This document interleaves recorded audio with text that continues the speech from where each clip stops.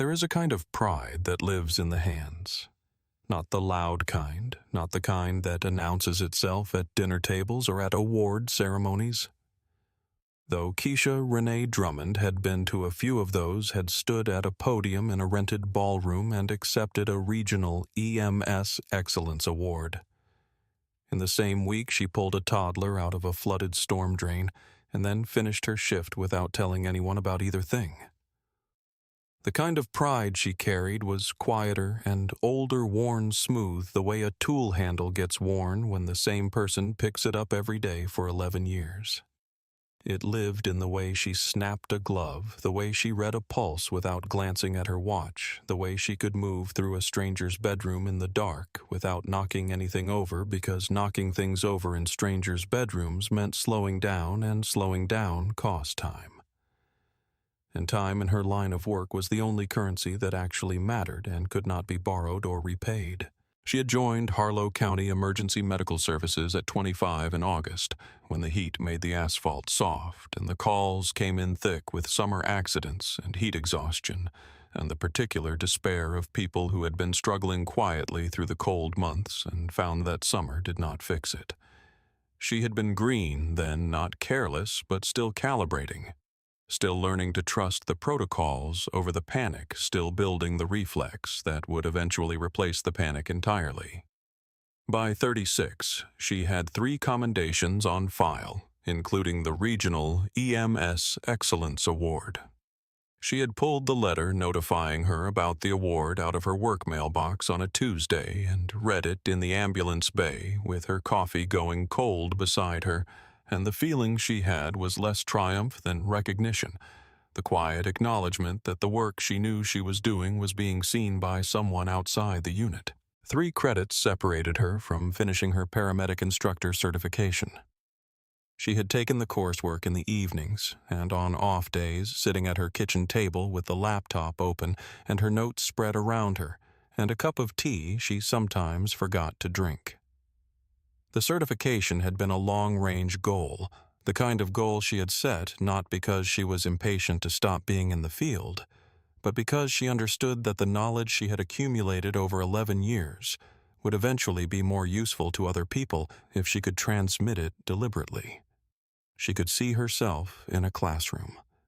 She could see herself doing for a 25-year-old what her training officer, Yvonne Gale, had done for her, which was to treat every question as if it were worth the time to answer fully, even the ones that seemed basic, especially those. Her mother had marked the 11th year the way she marked everything important, which was with thread and time. She had embroidered a small patch for the left shoulder of Keisha's EMS vest. A red cross, precise and clean, with the number 11 beneath it, in the same crimson thread, a thread her mother had chosen deliberately, because she said red was the color of work that mattered. The stitching was even and tight, the kind of handiwork that came from someone who had learned it properly and who took the learning seriously. When she handed it over at the kitchen table of her house, she called it a service ribbon. Keisha had pressed the patch into place over the Velcro mount herself, smoothing the edges with her thumb the way you smooth something you want to last. She wore it on every shift. Some of her colleagues noticed it and said nothing. Some asked. When they asked, she told them her mother made it, and that was always enough explanation for anyone who had a mother who marked the things that mattered. Every shift began the same way. Keisha would arrive at the ambulance bay 15 minutes before she was supposed to and do her equipment check before signing into the unit. Bags, oxygen, airway kit, IV supplies, the cardiac monitor, the stretcher mechanism, the loaded cabinets that needed to be what they said they were. This check was protocol, but she did it beyond protocol, taking a beat longer on each item than was strictly required, because she had seen what happened when assumptions were made about the last person's stocking job. She had found an oxygen tank down to 12% on a Tuesday morning in her 3rd year. She had never fully trusted the last person since. She checked her personal kit second. It lived in the left interior pocket of her jacket. One item mattered most. The epinephrine auto-injector her EpiPen standard paramedic carry labeled in black marker on the barrel with her last name and her employee number the way the protocol required. She had started the habit of checking it at the beginning of every shift in her first year, when a training officer told her that the only things you can count on in the field are the things you check yourself. Yvonne Gale had said it without drama in the middle of a shift briefing and had moved on to the next point before Keisha had finished absorbing the first one, but the words had stayed. She had checked the pen every shift for 11 years. She did not think about it consciously anymore. It was reflex. The way breathing is reflex, the way checking the rearview mirror is reflex. She pulled it from her pocket, held it up to the light, confirmed the window was clear, and the solution was properly colored, and at the right fill level, replaced it in her jacket pocket. The ritual took about 4 seconds. It had always taken about 4 seconds. Marcus had seen her do it dozens of times and had long since stopped remarking on it the way you stop remarking on the habits of someone whose habits have proven to be consistently reliable. Marcus Webb was 29, 3 years on the job. EMT, basic to her paramedic intermediate, and he was the best partner she had worked with in 8 months, which was as long as they had been assigned to Unit 47 together, but which felt in the way of good partnerships like longer. He was not flashy. He did not perform his competence. He read the room without being told to read the room, which was the most undervalued skill in the field, because the rooms they entered were almost always rooms where something had gone wrong, and where the atmosphere of the room told you at least half of what the patient's chart would tell you later. He passed equipment before she called for it.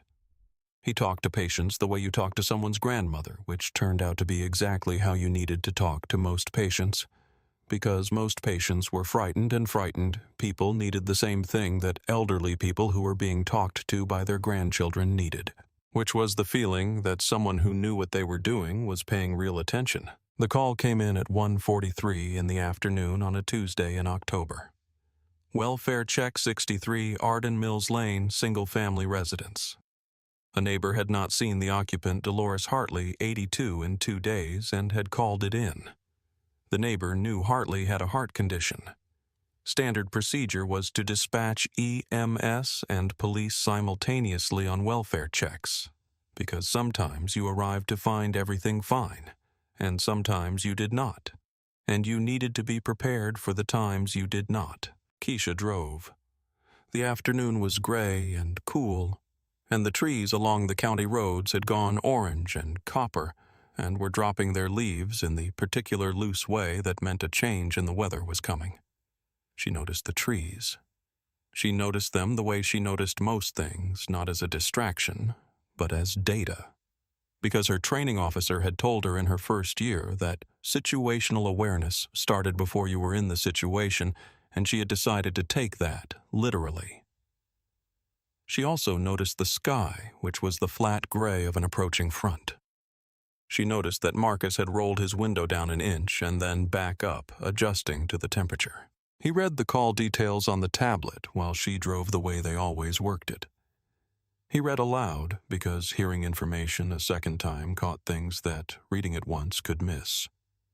Hartley Dolores, born 1943. Primary care physician on file. No DNR in the county system.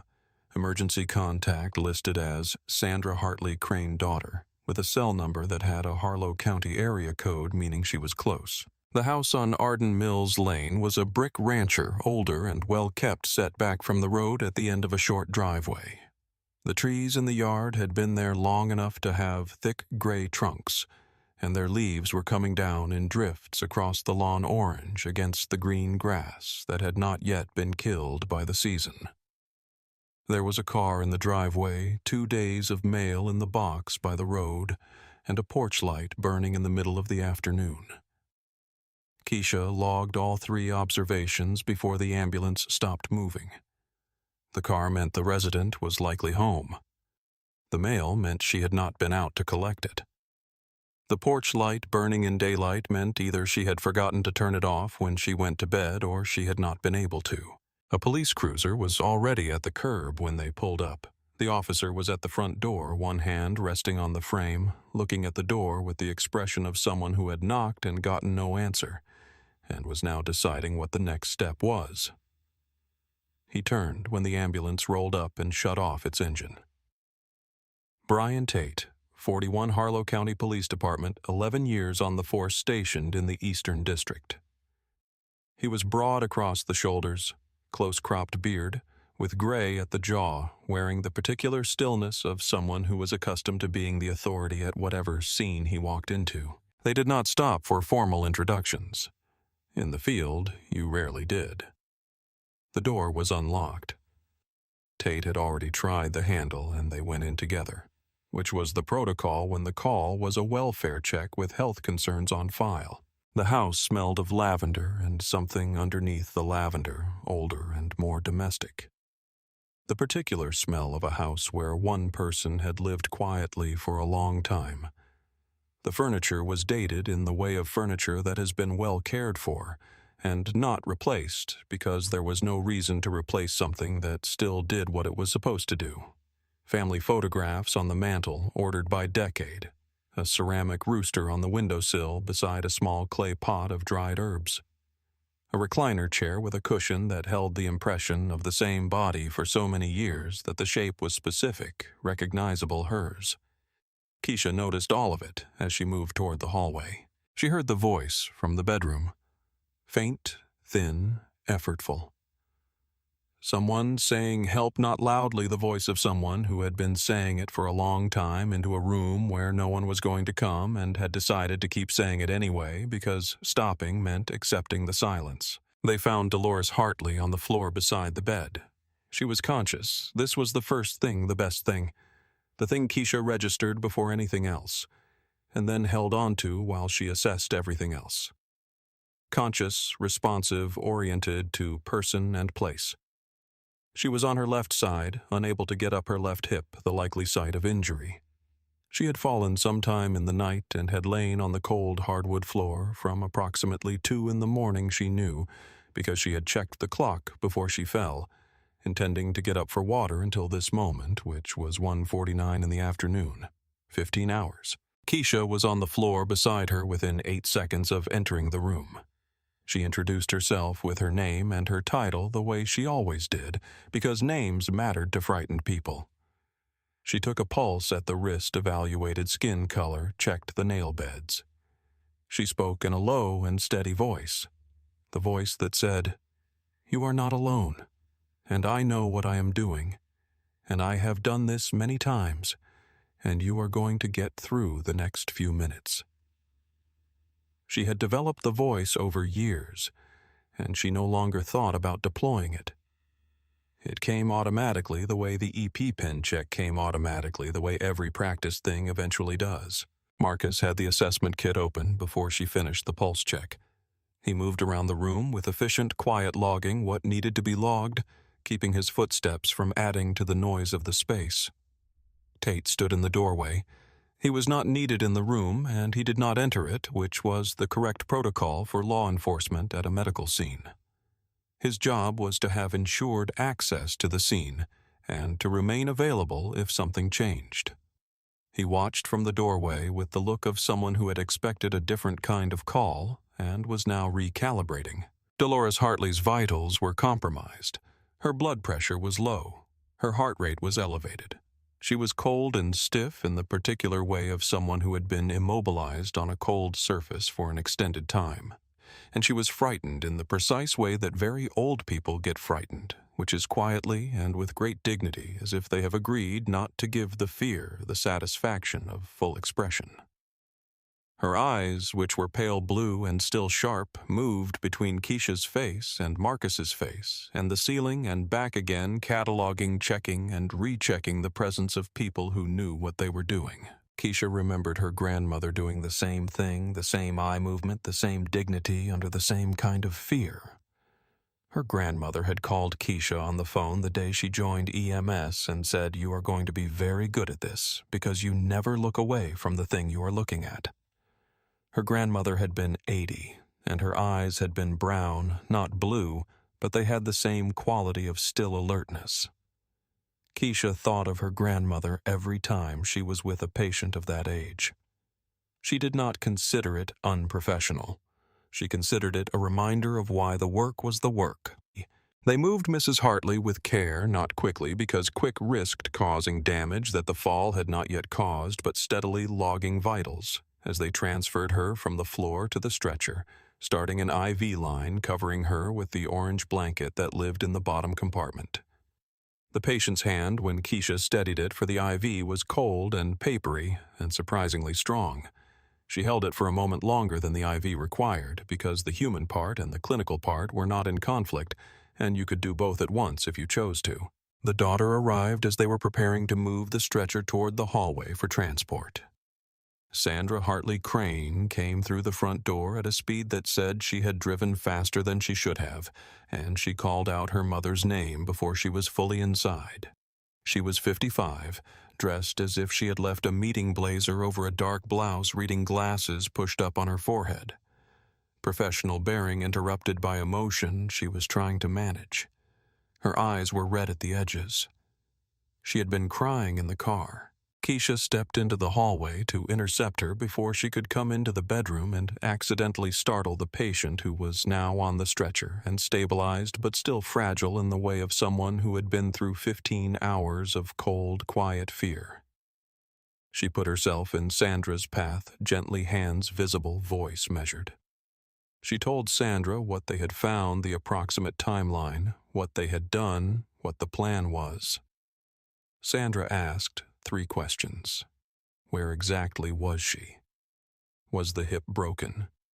Was she going to be all right? Keisha answered each one directly, without hedging the parts she knew and without pretending certainty about the parts she did not. Sandra's breathing had slowed by the 3rd answer. Keisha watched it slow and knew the worst of the immediate panic had passed. They moved the stretcher out of the bedroom into the hallway. Mrs. Hartley's eyes found her daughter, and her face did something that Keisha had seen on hundreds of elderly patients in that situation, a complex expression that combined relief and shame and love and the particular fatigue of someone who has been alone with something frightening for too long. Sandra made a small sound and reached out and touched her mother's hand over the orange blanket. Mrs. Hartley said very quietly, "I kept calling." Sandra said, "I know, Mom." "I know, I am so sorry." That was when Officer Bryan Tate stepped away from the doorway and positioned himself in the middle of the hallway and said what he said. He said it at normal conversational volume, which in the narrow hallway meant everyone could hear it perfectly. He said he had observed the paramedic, and he looked at Keisha directly when he said it, not at Marcus, not at Sandra. At Keisha place an item from the patient's nightstand into her jacket pocket. He said it as a statement of fact. He said it in a tone that contained certainty it had not earned. Keisha's thoughts in the first second after were organized with the precise clarity that extreme stress sometimes creates. He is wrong. He did not see what he thinks he saw. He is wrong, and I know he is wrong. And my evidence is 11 years of never having done anything remotely like what he is describing, and also the specific knowledge of what I actually put into my jacket pocket, and when, and why. She held on to the certainty. She was aware that she needed to hold on to it, because the look on Sandra Hartley-Crane's face had already started to change.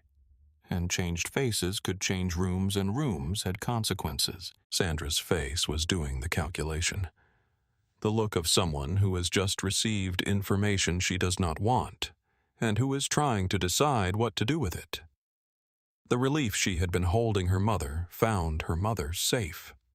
Her mother's hand in hers was being reorganized around something new and complicated. She looked at the officer, and then she looked at Keisha, and the look she gave Keisha was not accusation, but it was the neighbor of accusation. The look that says, "I hope this is not what it appears, but I cannot pretend I did not hear it." Marcus said it before Keisha could speak. His voice was flat and immediate and certain. That is her EpiPen man. He said it the way you state a fact that should not need stating, without theater, without anger, just the plain weight of what was obviously true.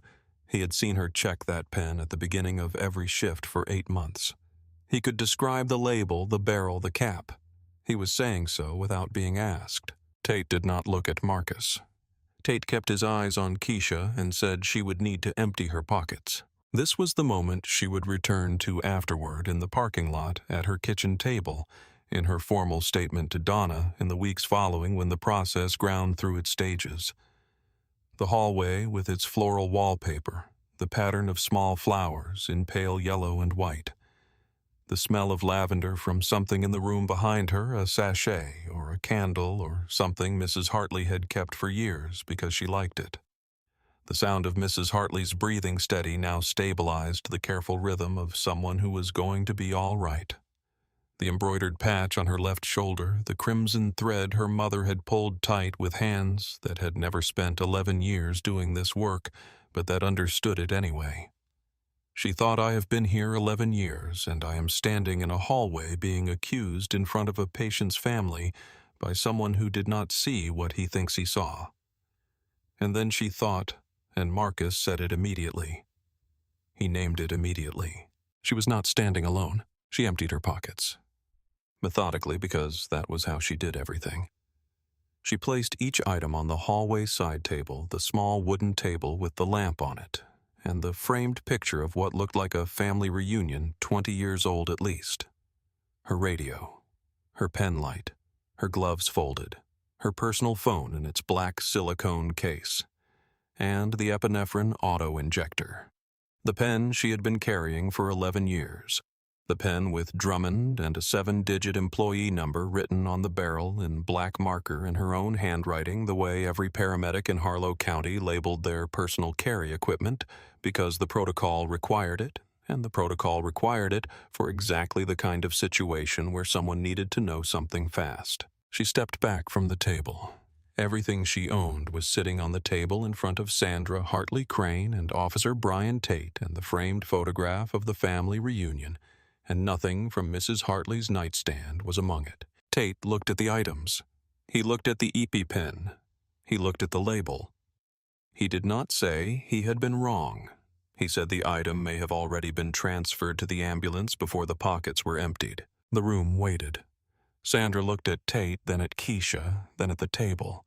Marcus looked at Tate with the look of someone exercising significant self-restraint, the look of someone who has decided that what is happening is wrong, and also that there is a correct way to handle it, and the correct way is not to match the wrong thing directly. Marcus said it again, same words quieter this time, and somehow more serious for the quiet that is her EpiPen.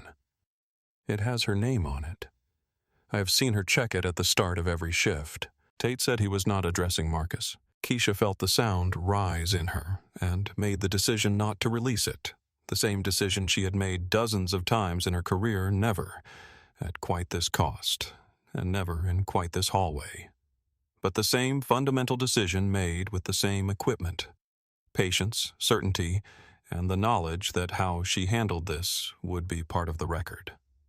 She looked at Tate, and she said one sentence.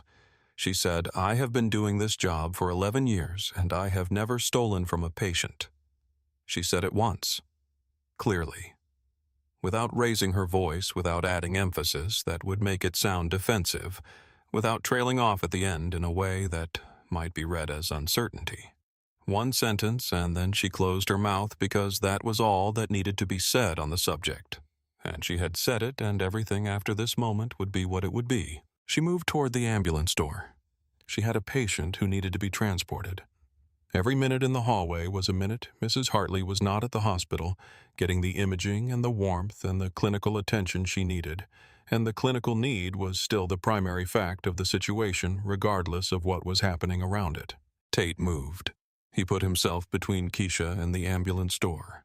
Not slightly to one side, not angled toward her in a way that might have been interpreted as coincidental. He stepped directly in front of the door, feet planted at shoulder width, and he stood there, and the body language of the standing was as clear as a spoken sentence. You are not moving past me until I decide this is over. Until I... Keisha stopped. She stood 2.5 feet from him and looked at him and did not step back.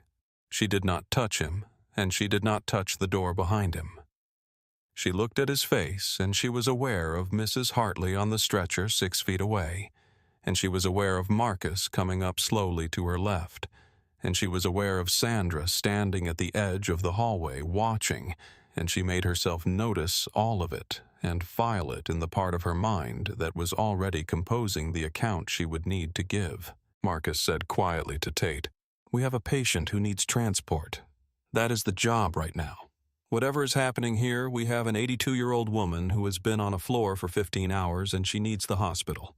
Tate said there was a compliance issue that needed to be resolved before transport was authorized. Keisha said she is not a compliance issue. She is 82 years old and she needs a hospital. Her voice was even. She kept it even by knowing that even was right, that even was professional, that even was the thing that, when this footage was reviewed, and she already knew there was footage, she had worn the vest cam for 3 years, and it had been running since she got out of the ambulance, and the dash cam had been running since before that. Even would be the thing that told the story correctly. Tate reached out and took hold of her arm. His hand wrapped around her forearm above the wrist. It was not a full grab in the way a fight is a grab. It was the kind of grab that wears a gesture's clothing, as if he were directing her attention somewhere, as if he were just touching her arm. But his hand closed around it with pressure. She felt through her jacket, and he held it for what she would later count as 3 full seconds. And there was nothing ambiguous about the message the hold delivered. She said, "Remove your hand." She said it once. He held it one more beat, then he let go. He unclipped his radio. He said into the radio that he had an EMS personnel compliance issue at 63 Arden Mills Lane, and he needed it logged. He said it with the measured tone of someone performing the performance they had already decided to perform, the voice of someone who had scripted this moment before the moment arrived. The radio confirmed receipt. The transmission was now logged. The log was now real. Marcus stood very still to Keisha's left. He was not moving because moving in the wrong direction would make things worse, and he understood that. But his jaw was set in the particular way that said he understood what was happening and was choosing the correct response, which was to be a witness, to be precise, to be present, and not to give Tate a secondary reason to make the scene larger than it already was. Sandra Hartley-Crane had moved to stand beside her mother's stretcher. She was holding her mother's hand again under the orange blanket. Her eyes were moving between Tate and Keisha with the look of someone who has seen something she expected to resolve itself neatly and has discovered it is not going to. Tate turned to Sandra. He said the words he had been building toward from the moment he positioned himself in that hallway. He said that paramedic Drummond may need to be investigated. He said it evenly, unhurriedly, the way you say something you want to leave behind in a room after you leave. The way you plant something you want to grow without appearing to tend it. Not a shout, not an accusation on its face, just a sentence calibrated to create doubt in the person who heard it. To make doubt feel like the reasonable response.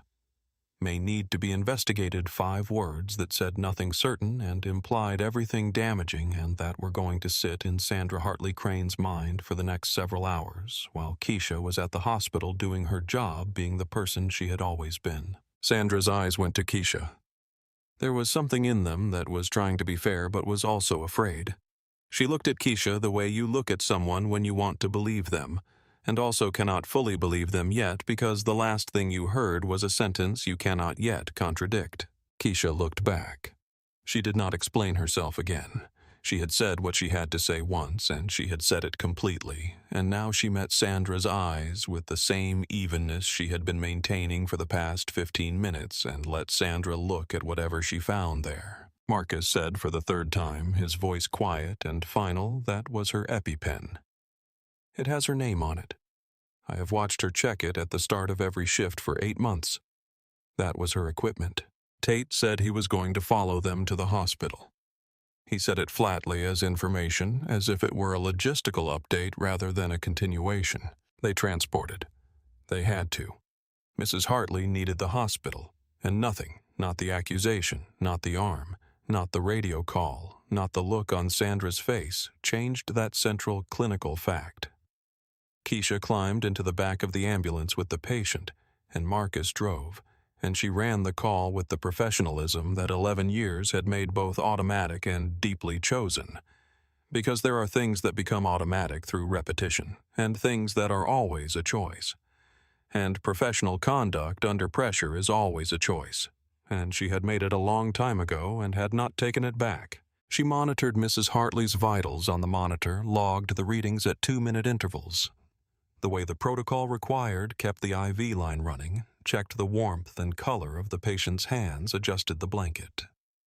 She talked to Mrs. Hartley in the low voice that said, "You are safe, and we are almost there."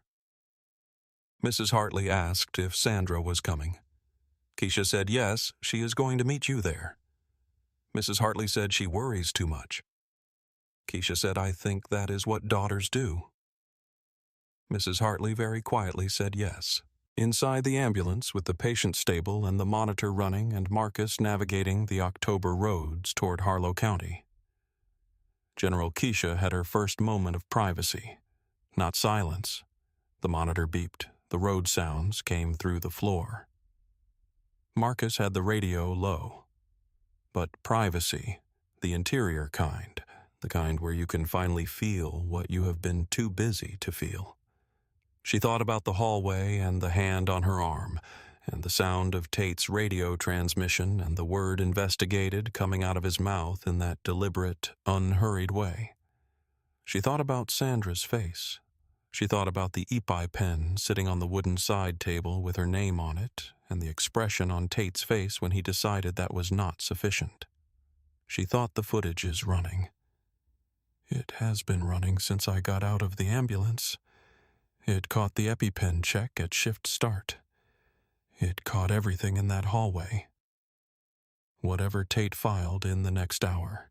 The footage was already ahead of it. She breathed out, slowly counted back from 5 the way Yvonne Gale had taught her in her first year when she told her that self-regulation was a clinical tool like any other, and then she returned her attention to the monitor and the patient and the job that was still running. There had been a call in her 4th year, a house fire secondary scene where a firefighter had questioned her patient assessment in front of the family, and she had been too new and too uncertain to push back cleanly, and the moment had stayed with her for months. Afterward, the feeling of having let an incomplete thing stay incomplete.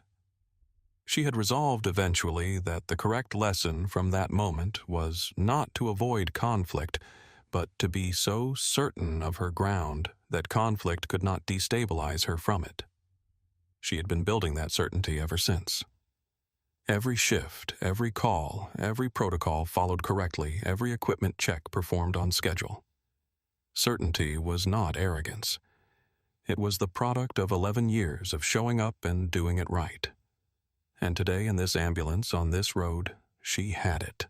She also had Marcus.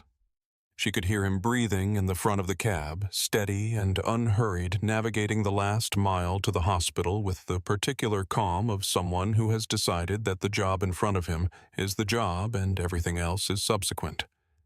He had said what needed to be said. He had said it 3 times flat, and certain without anger, the way you say something true when the truth is the whole point. She did not need to say anything to him about it now. They would have time for the rest of it later.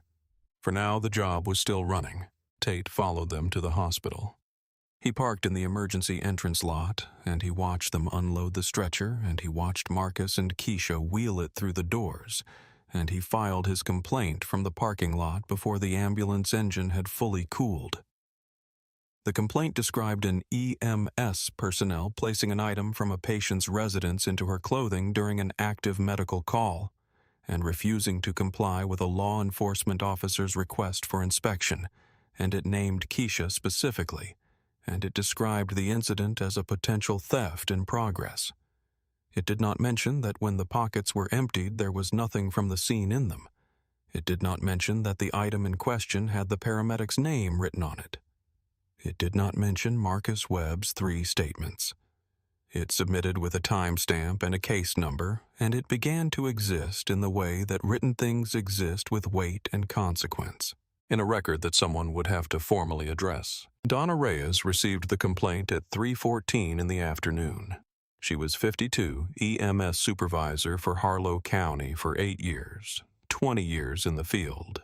Before that, the person who had pushed hardest for the Dashcam program when it was proposed in 2021, because she had seen enough scenes end in word against word, and understood that word against word resolved in favor of whoever had more institutional authority, which was not always the person who was right.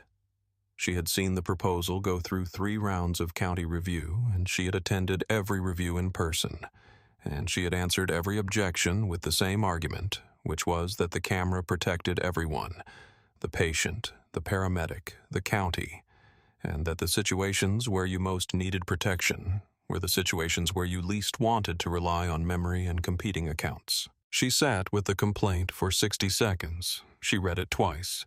Then she opened the footage portal and pulled Unit 47 current shift start to present. She started at shift start because that was where the baseline was. She watched Keisha do the equipment check in the ambulance bay, the ordered progression through bags and supplies and monitor, and then the personal kit, the pull of the EpiPen, the 4-second confirmation, the replacement in the pocket. She could read the label from the camera angle, Drummond 7 digits. She watched it once, and she already knew what she was looking for and what she had found. She jumped to the call footage and watched it without stopping until the ambulance doors closed. She watched the assessment and the patient care and the daughter's arrival. She watched the hallway sequence. She watched Tate's accusation. She watched Marcus say it the first time, the second time, the third time. She watched the pockets emptied. She watched the EpiPen on the wooden table with the label in plain view. She watched Tate's hand on Keisha's arm, the grip the 3-second hold the release. She watched the radio call. She watched Tate tell Sandra Hartley-Crane that Keisha may need to be investigated in that deliberate measured voice. She watched all of it. Then she watched it again. The second viewing was not for clarification. She had been clear after the first. The second viewing was the viewing she would reference when she described what she had done because she wanted to be certain, and because being certain mattered, and because whatever she did next was going to have consequences for people on both sides of this, and she was not going to act on one viewing when 2 viewings were possible. She pulled Tate's personnel record while the footage was still open on her second screen. 2 prior complaints, filed in the previous 3 years, both from black first responders at shared scenes, one from a firefighter-paramedic, one from an EMT basic. Both complaints had been reviewed and closed without finding. She sat with those 2 files for a moment longer than she had sat with anything else that afternoon. She looked at the dates and the descriptions and the names of the complainants, and she thought about what the footage from this afternoon was going to do to the context of those 2 files. She called Keisha at 4:11. Keisha answered on the second ring from the hospital parking lot where she had been sitting in the ambulance doing her charting with the tablet on her knee and the October evening cooling around the vehicle. Donna said 3 things. She said she had watched the footage twice. She said Keisha had done nothing wrong. She said she was coming to the hospital. Keisha heard all 3 sentences and held them. Then she said thank you, and she said it, meaning it fully, not as a formality, but as the acknowledgement of something that had actually arrived when she needed it. The external confirmation of the internal certainty she had been holding since the hallway, that she had not taken anything and she had not done anything wrong, and the record said so. Donna said you should not have had to go through that today. That sentence landed differently than the others. It was not procedure. It was personal, and it was true, and Keisha felt it the way you feel something true that you have been waiting to hear spoken aloud. She sat with the phone in her hand after the call ended. The engine was off. The parking lot was quiet except for the distant sound of the ER entrance voices and sliding doors, and the low idle of another ambulance coming in from the south lot. Leaves blew across the asphalt in the wind off the approaching front. She thought about the EpiPen check at the start of the shift, those 4 seconds under the ambulance bay lights, the clear window and the right fill level, and the return to her pocket. She thought about 11 years of that same check on that same routine, and how it had never mattered before in any observable way, and how today it was the thing that made everything else legible. She thought about her mother's hands making the stitches. The crimson thread pulled tight, the knot double-knotted because her mother did not do things halfway. Your service ribbon, Keisha. She thought I did my job today. Whatever else this day is, that is also true, and it stays true. She also thought about Mrs. Hartley on the floor for 15 hours, the pale blue eyes moving between faces. She worries too much. The tea request repeated quietly and persistently. She thought about the orange blanket and the cold hand and the way the patient's breathing had steadied once the stretcher was moving, once the uncertainty was replaced by direction. She had done that for her. Tate had done nothing to change that. The job had happened, and it had happened correctly, and no accusation in a hallway retroactively undid what the patient had received. Inside the hospital, Sandra Hartley-Crane sat in a chair beside her mother's bed. Mrs. Hartley was warmer now, the color coming back into her hands, and she was asking for tea with the quiet persistence of someone who had earned the right to ask for something she wanted. The nurses said it was a good sign, the asking. Sandra was holding her mother's hand and looking at the window which showed the darkening afternoon, and she was trying to decide what was in the space between what she had witnessed and what she understood. Tate's sentence stayed with her. May need to be investigated. She turned it over. She had seen the pocket emptied, and she had seen the EpiPen with the name on it, and she had heard Marcus say it 3 times. And she had also heard Tate, who was law enforcement, who had 11 years on the force, who had positioned himself in the hallway as if he knew something and was waiting for the right moment to disclose it. She could not yet determine which of those things was the correct frame for the afternoon. She sat with the uncertainty and the guilt and the fear for her mother and the October light dying outside the window, and she waited the way you wait when you do not have enough information to do anything else. Donna Reyes came through the door at 4:58. She was carrying a tablet. She wore her supervisor's jacket, dark navy, with the county emblem on the chest. She walked into the room with the particular calm of someone who has been bringing difficult information to people for a long time and has learned that the information lands better when the carrier is not agitated, because the carrier's agitation becomes part of what the listener responds to, and the listener's response was what she needed to be clear. She introduced herself to Sandra. She said she had reviewed the footage from the scene, and she asked if Sandra had a few minutes. Sandra looked at her mother, who was asking about tea again. She said yes. Donna pulled a chair to the foot of the bed across from Sandra, and she opened the tablet. The footage was already cued. She did not describe what Sandra was about to see. She pressed play, and she set the tablet at an angle where Sandra could see it clearly, and she did not watch Sandra's face while the footage ran, because watching someone's face while they process something is a way of inserting yourself into their processing, and she did not want to insert herself. The footage played. Sandra watched the exterior approach the brick house, the leaves on the lawn, the ambulance pulling up. Then the interior. She watched the assessment Keisha on the floor beside her mother. The low voice, the steady hands, the IV line, the careful transfer to the stretcher. She watched it the way you watch something that happened to you when you were not in the room for it, which is with the particular strangeness of seeing yourself in the story by extension. That is my mother. Those are the hands that were on my mother. She watched Marcus work beside Keisha. She watched Tate in the doorway. Donna had cued the shift start footage first, briefly, before the call footage. Sandra watched Keisha in the ambulance bay, the equipment, check the pull of the EpiPen, the 4-second look, the replacement. The label was visible. Drummond. Sandra saw it. Then the hallway. Sandra watched herself enter the story. She watched her own face do the things she had hoped afterward that her face had not done. She watched Marcus say it the first time, and then the second time, and then the third time, each saying slightly different in tone, each saying the same true thing. She watched the pockets emptied on the wooden table, the EpiPen on the table, the label in view. She watched Tate's hand close around Keisha's arm. She watched him file the radio report. She watched him turn to where she herself was standing in the footage and say, "The sentence may need to be investigated." And from outside the moment she could hear it in a way she had not fully heard it when she was inside it. She heard the design of it. She heard what it was for. The footage ended. The room was quiet. The hospital moved around them in the hallway, footsteps, the PA system. A cart.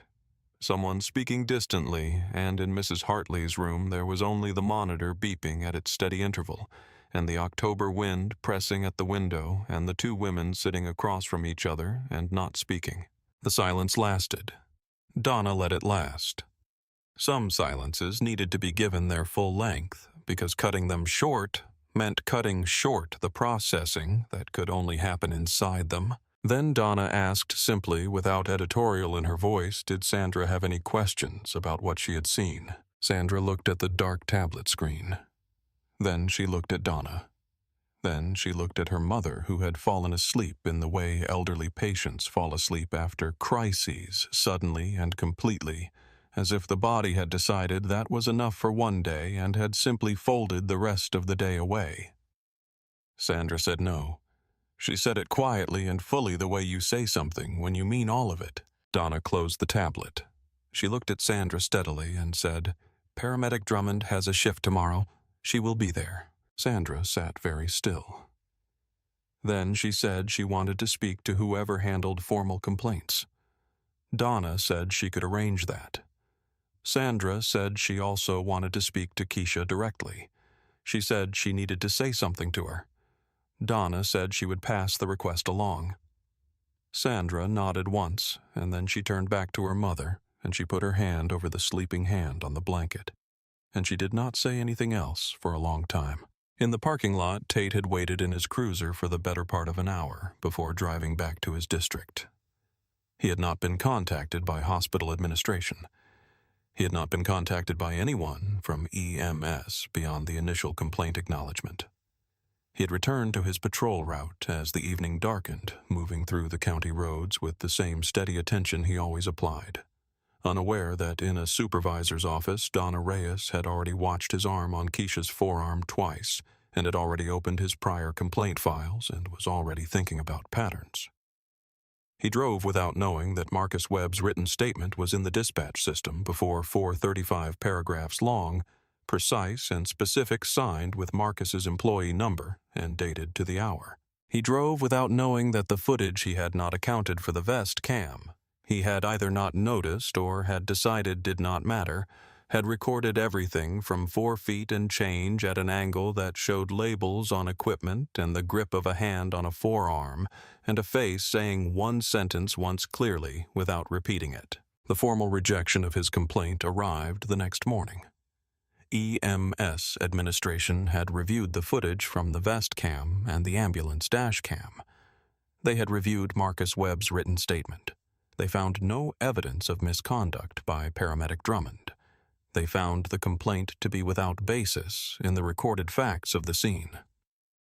The rejection was formal and documented and time-stamped and placed in Keisha's personnel file not as a mark against her, but as a record that the complaint had been raised and been found to be without merit, a distinction that had its own significance in any file that someone might later review in assessing her candidacy for anything. The counter-complaint was filed by EMS administration the same day at Donna Reyes' direction, citing Officer Tate for the physical hold on a medical personnel's arm during an active patient call for the delay of authorized transport, and for the radio transmission characterizing an unfounded interference as a compliance issue. The counter-complaint went to Tate's supervisor, Lieutenant Gerald Okafor, who read it and then read it again and requested Tate's full personnel record, which he had not reviewed in some time. Sandra Hartley-Crane submitted her formal written statement 48 hours after the incident. She had spent those hours carefully. The statement was 3 paragraphs. The first paragraph described what she had witnessed and what she had initially understood from Tate's framing. The second paragraph described what the footage had shown her and what she now understood clearly. The third paragraph formally retracted any implication of corroboration with Tate's account, and formally stated that the footage demonstrated without ambiguity that paramedic Drummond had conducted herself with full professionalism throughout the entirety of the call. She sent a separate personal letter to Keisha through the EMS administrative office because she did not have Keisha's contact information directly and understood that providing it would not have been appropriate. The letter was handwritten. It was 3 paragraphs. It was the most difficult thing she had written in years. Keisha read it at her kitchen table. The light was coming through the east window in the morning, way she liked it. The letter was handwritten in forward-leaning, precise script, the handwriting of someone who had used a pen professionally for decades.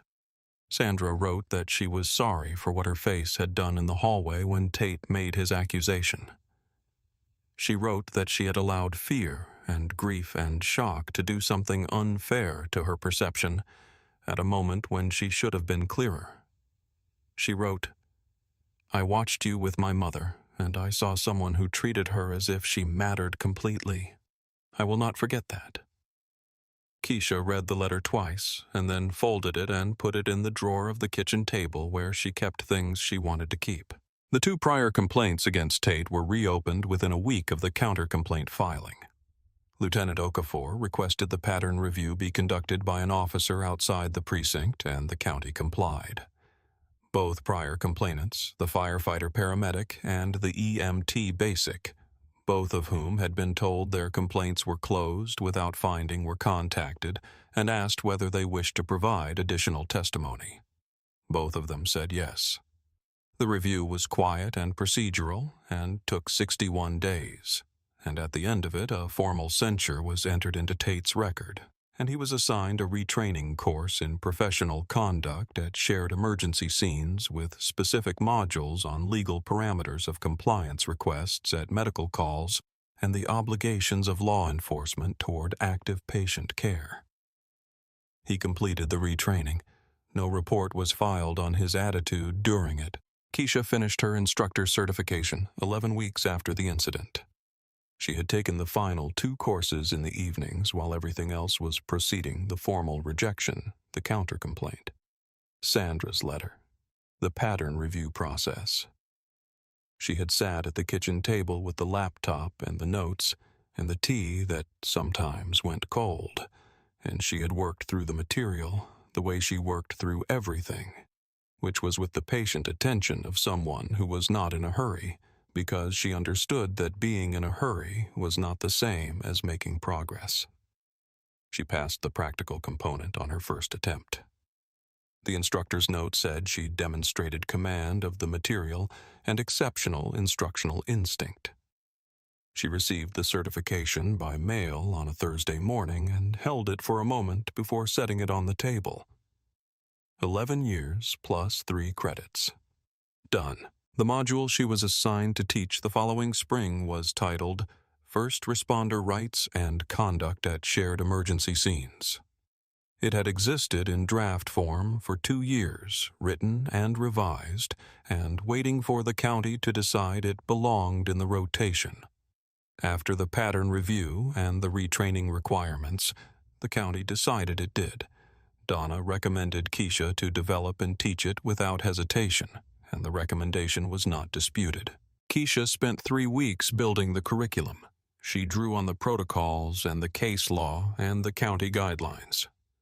She drew on 11 years of scenes where authority was present and sometimes was not the right kind, and sometimes was not exercised correctly, and sometimes was, and you needed to know the difference. She drew on the hallway at 63 Arden Mills Lane, and the smell of lavender and Mrs. Hartley's breathing in the background, and Marcus saying the true thing 3 times in a row with the calm insistence of someone who understood that saying the true thing is the job, even when no one in authority appears to be listening. She drew on the feeling of standing very still when a hand she had not consented to was on her arm, and making the decision to observe and remember rather than react because she understood in that moment that how she handled it would be the record. She did not tell her students about the incident explicitly. She taught them the law and the protocols and the circumstances under which each applied. She taught them what an officer at a shared scene had the authority to request and what he did not. She taught them what documentation existed for and why it needed to be their instinct to check it. She taught them what to say and how to say it, and when one clear statement was enough, and why repeating it was not where your dignity lived. She told them your dignity lives in the first saying and then in the work. And then she assigned them the written exercise. Describe a situation where your professional judgment conflicts with someone else's authority step by step, and tell me what you would do and why. And she told them to be specific because specificity was the only honest answer when things were complicated, and complicated things did not respond to generalities. She graded the exercises at her kitchen table in the evening light. The embroidered patch was on the vest on the back of the chair. The crimson thread caught the light at that angle. She thought about Mrs. Hartley, who had been discharged to a rehabilitation facility and was, according to Sandra's note, sent through the administrative office receiving tea and asking for more of it, which was as good a sign as any that she was going to be all right. She thought about Marcus, who had said the true thing immediately and had kept saying it with the patient certainty of someone who understood that the truth did not need to be dramatic to be effective. It just needed to be stated and then stated again and then stated one more time, and that was what he had done, and it was in the record. She thought about the EpiPen in her jacket pocket, the familiar weight of it, the 4-second check. The routine that had become reflex over 11 years, and that had turned out to be the exact thing that made everything else legible when it needed to be legible most. She picked up her pen and graded carefully, taking each answer seriously on its own terms before saying whether it was right, because that was how her instructors had graded her work, and she had decided it was the correct way. Some of the answers were careful and procedural and technically correct. Some of them surprised her, a student who had written about a call the previous month where an administrator had tried to override her patient assessment and who had written the account with a clarity and specificity that said she had already been in something like this situation and had thought carefully about it afterward. Keisha wrote a note at the bottom of that one. This is exactly right. The specificity is what makes it useful. The specificity is what makes it true. Outside, the spring evening was coming in through the window at the angle she liked. Harlow County was moving through its evening, the ambulances on their routes, the dispatchers managing the calls, the paramedics and EMTs doing their equipment checks in the bays, pulling items from their kits and replacing them, building the habits that would become reflex, building the reflex that would become dependable, becoming the people that other people could count on in the moments when being counted on was the whole of the job. In unit bays across the county, someone was checking the things they carried on their person, confirming what they already knew was there, doing it anyway because 11 years or 3 years or 1 year of doing something right had made the confirmation feel less like doubt and more like a promise you renewed each time, quietly and without ceremony, to the job and to the people the job existed for. Keisha Drummond had a shift in the morning. She would be there. The EpiPen would be in her pocket. The patch would be on her shoulder. The check would take 4 seconds, the way it always did, the way it had done for 11 years, the way it would continue to do for every year that followed. Because that was what you did when the work was yours and you had decided to keep it, to keep. Subscribe our channel to follow every story like this one. The stories where the footage already exists and the truth is already on record before the accusation is even finished, and where the person who did everything right was doing everything right the whole time with her name written on what she carried, and 11 years stitched in crimson thread on her shoulder, because that was the only way she had ever known how to work, and she was never going to stop.